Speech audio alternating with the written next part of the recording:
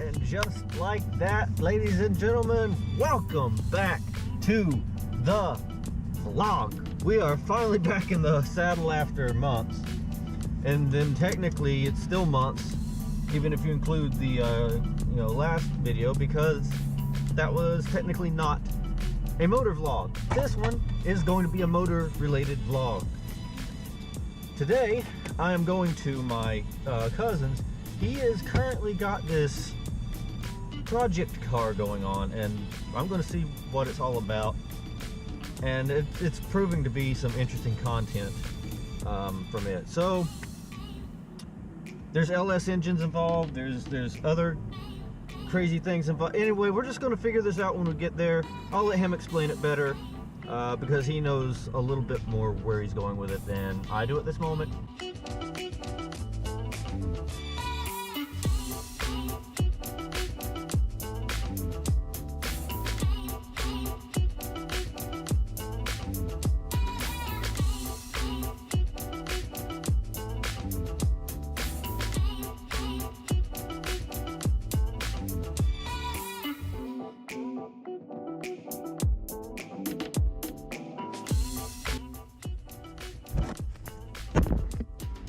So this is basically the little beast to be, and by little beast I mean we've got a good V8 going on in a Nissan. This is an LS engine, correct? LS1 was it? In this little Nissan.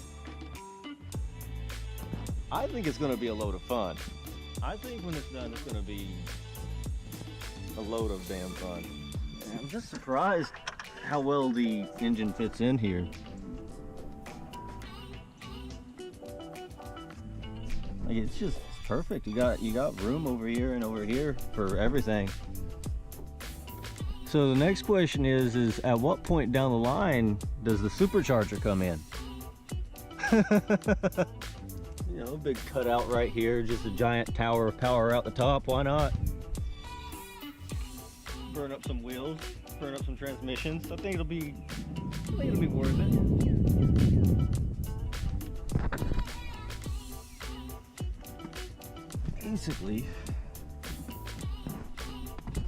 Basically the thought is where we're at with the build right now is perfect runs and drives. 10 out of 10. We don't need the cylinders. We don't need all that. We don't need the fuel injection. We don't need any of that installed.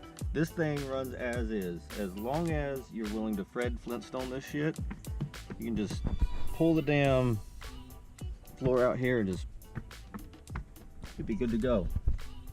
Now if you're not willing to Fred Flintstone it, then maybe you can find a really good hill. Maybe you're in San Francisco or something, and you can coast it straight down the hill, have some just push you. You might make it to the next town, or you might make it into a light pole. Doesn't matter. It's about the journey, not the distance.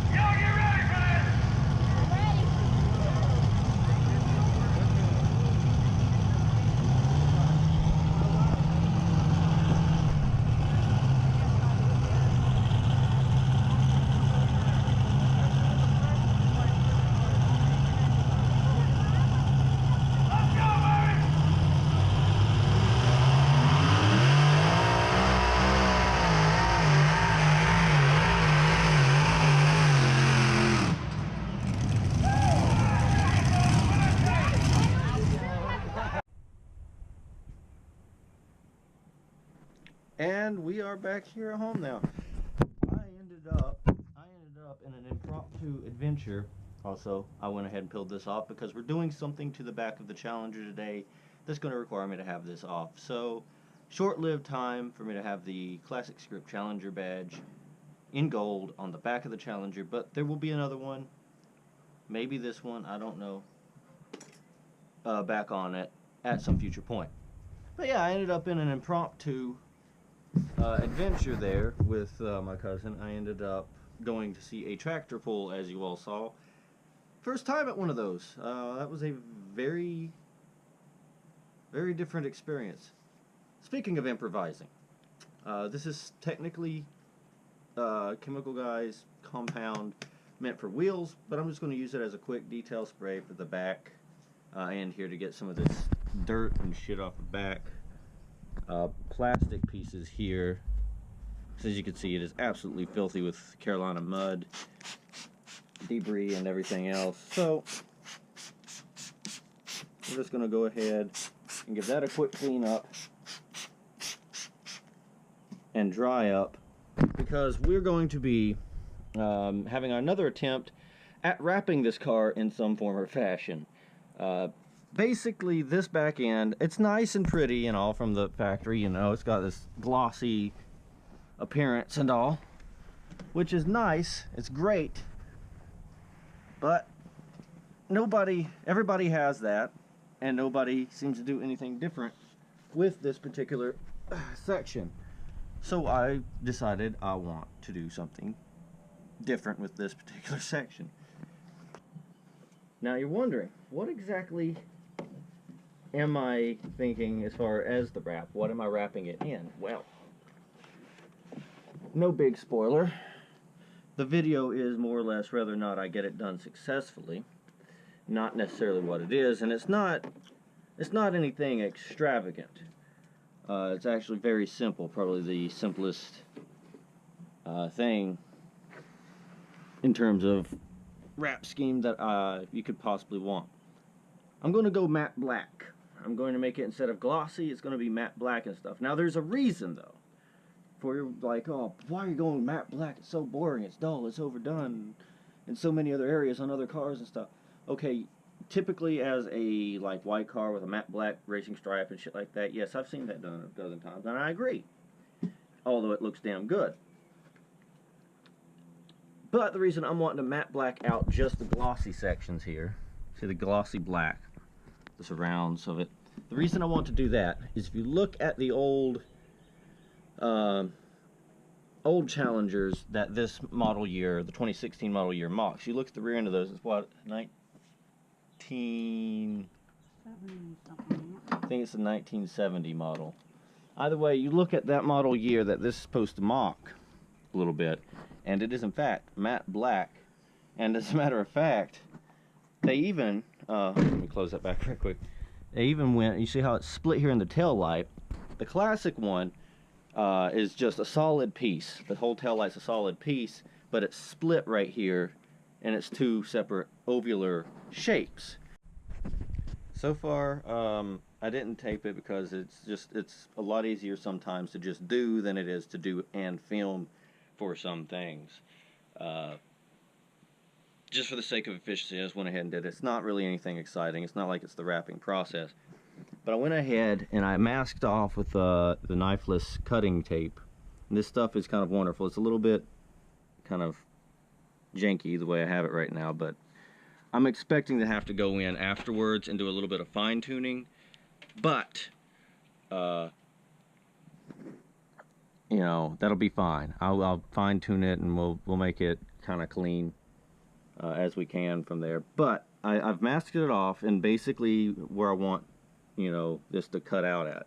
So what's going to happen is with the knifeless tape, if you don't know what that is it allows me to cut the vinyl wrap we put down over it in a precise way. And you come over here and you peel up like a piece of the string, and you like rip it up through the vinyl, and it cuts a precise line along its length.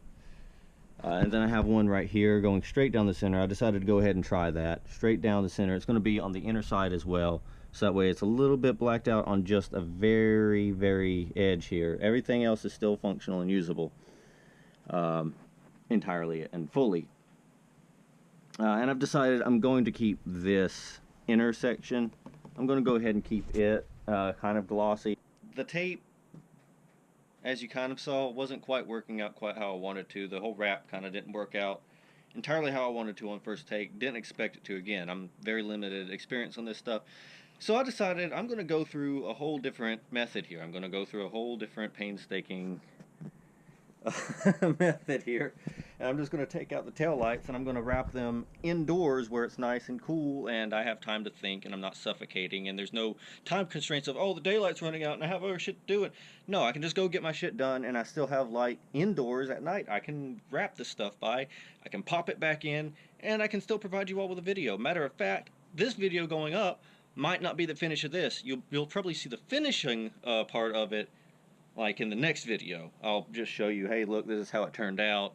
Check it out. I know a little bit dull, but at the same time, there's other stuff in this video that y'all got to see, and I was able to share it with you, and I'm glad. I'm happy with that.